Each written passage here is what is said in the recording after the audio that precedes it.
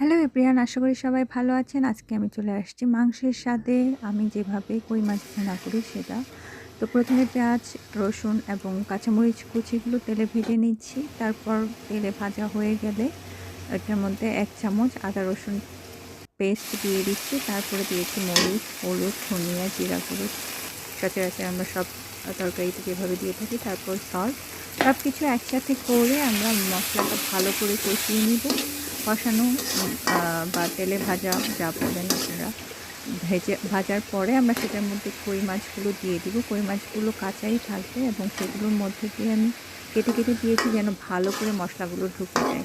আমি নরমালি মাছ কম ভাজি। সেক্ষেত্রে মাছ ভাজার চেয়ে এইভাবে মশলাতে দিয়ে মাছটা ভেজে নিলে বা কষিয়ে নিলে যেটাই বলেন সেটা আরও বেশি টেস্ট হয়।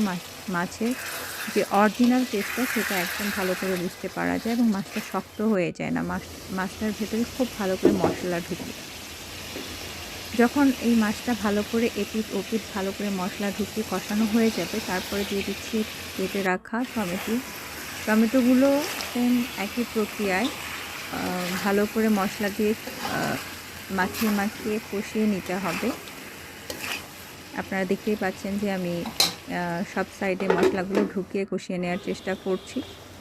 আর বারবার নেড়ে-চেড়ে দিচ্ছি যেন সবগুলোতে মাছে এবং টমেটোতে ভালো করে মশলা ঢুকে। তারপর আমি পানি দিয়ে দিচ্ছি পরিমাণ মতো। আমরা একটু বেশি মানে গ্রেভি ঝোলটা একটু বেশি খেতে পছন্দ করি আমাদের পরিবার। সেক্ষেত্রে আমি একটু বেশি পরিমাণ ঝোল দেই। অনেকে একটু খুবই কম পানি রাখতে পছন্দ করে, তারা আরও কম পানি দিয়ে করবেন। সবশেষে আমি ধনেপাতা দিয়ে দিচ্ছি।